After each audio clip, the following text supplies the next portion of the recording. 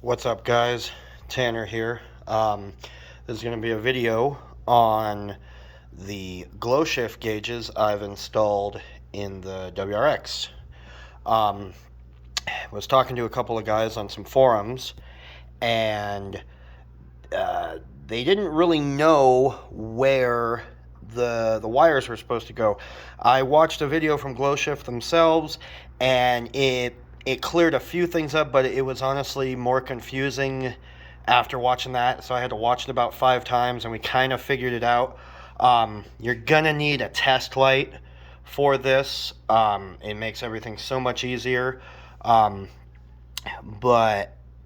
to figure out the wires, you're gonna need to follow this very closely. So you got your orange is for the headlight dimming option. You got your red wire, which is going to be switched, that'll turn on when the car turns on, and then you've got your constant, which is the yellow wire, and that is for the memory to keep the gauges the same color every time you start them up. What will really help you in this is if you get a pack of these. Like one of these from O'Reilly's costed like $4 or $5. I found a pack on Amazon that came with a bunch of different sizes, and there was 3 of each, which was perfect for the size I needed. There's like 12 of them for like $10. So depending on what gauges you do, you've got, I did a boost gauge, I did an EGT, and I also did a voltage. I'm completely stock on this, so I wasn't too concerned with any of the other gauges that they tell you to put in. But the thing about this is people weren't really figuring out where they could do, what they could do. So starting on that top left one, that is your 20 amp 12 volt plug. Then you have the top right one, the red one there, that is a 10 amp illumination. That's the one that when you turn your headlights on, the gauges will dim, so when you're driving at night, they're not too bright for you.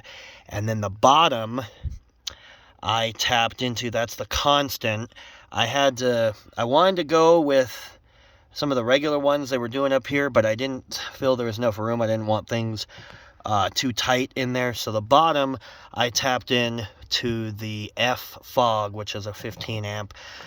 You don't really need to worry about the amperage on these because the gauges are pulling like way less than any of those are. But on this, you got that one, this one, and this one. That is how I did that.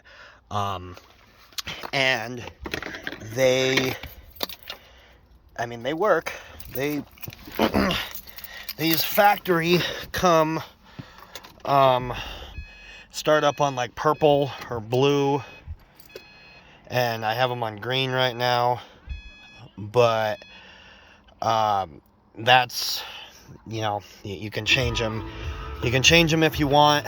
But like I said, they come on green now. You can change them. They tend to, if you're not totally sure of how you want to do it, when I first hooked up the boost gauge, I didn't know all the different wires because it was very confusing. And so I just hooked all 3 power wires into one, but being the switched circuit, it did not save the memory, or it did not dim with the headlights. So what you want to do, let me see if I can find the tool here, show you guys. This tool will, if you don't want to do the ones that I mentioned, then you get yourself one of these tools and you test. So you got, hook it to a ground. Hook it to a ground there. And then go in and you basically just find whatever. Let's see, let me find one here.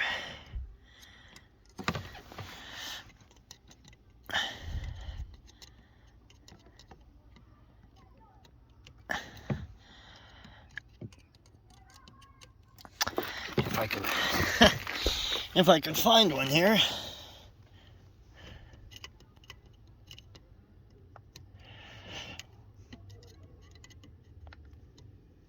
There. So that one, everything's off. That's, if you find one and it does that, that is going to be your constant.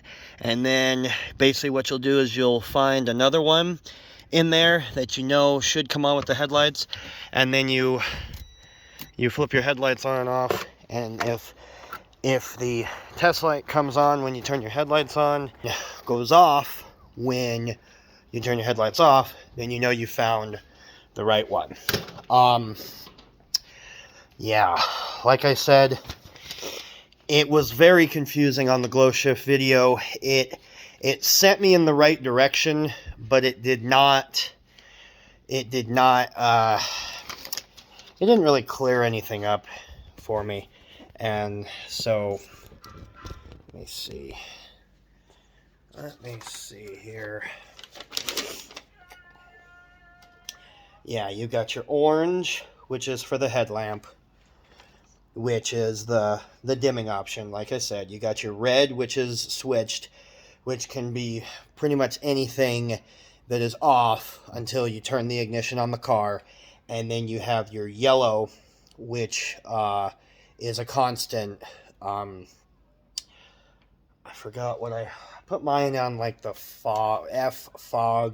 I'm not sure why that's a constant, but it is. So as long as you do that, you should be good. As you guys saw, I had the A-pillar pod.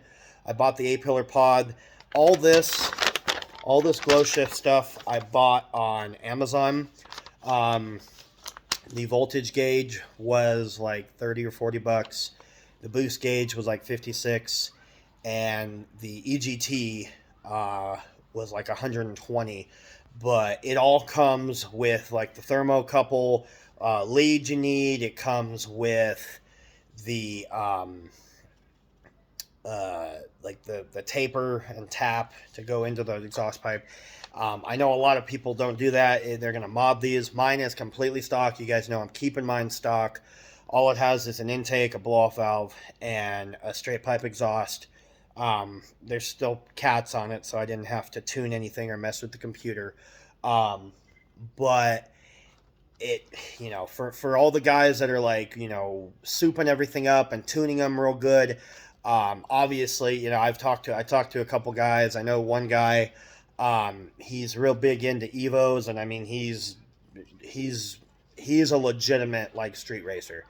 They go, he's got drag slicks on his Evo, and I mean, he's put probably 10 engines in that thing, just keep building the power every time.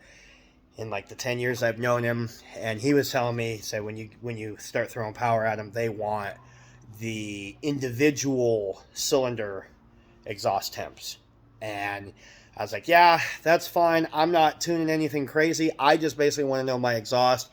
If I do step on it, because I think this car's fast enough for me, it's great. I don't need to get into trouble or anything, or break anything. You guys know I've already put an engine in this sucker. Yeah, as far as that goes, you guys know I have the Cummins, and everybody on there tends to put an EGT to see what's coming out of the turbo, so they know when to shut it down. Make sure you don't coke the oil on the turbo. From what I know, these are water cooled, but I figured it's probably still a good practice to make sure we shut it down at a lower temp, and so that's why I did that. I know there's probably going to be some people, you're going to be in the comments going, that wasn't right, shouldn't have done this. Fuel pressure, oil pressure, all that. Like I said, I'm stock, and so I'm not running anything crazy. If the computer doesn't like something, it's going to throw me a code.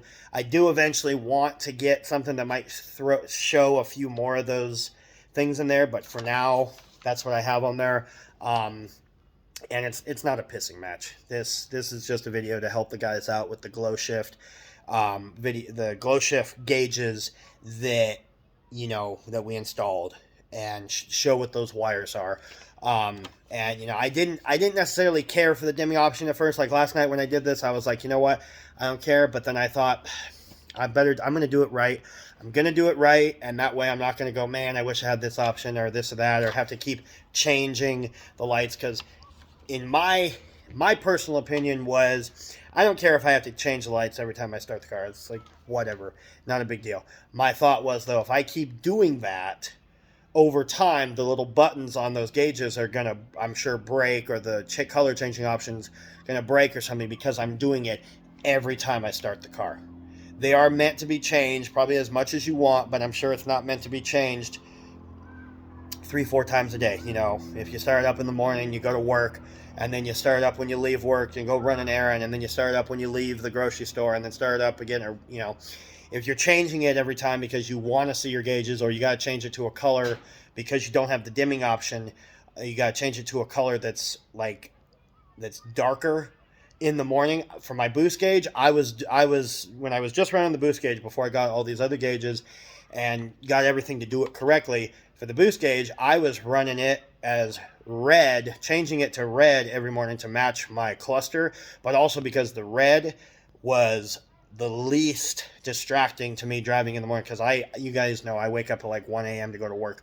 It's dark, obviously, and I just didn't want that extra light pollution in my eyes, so I can watch for deer or whatever on the road.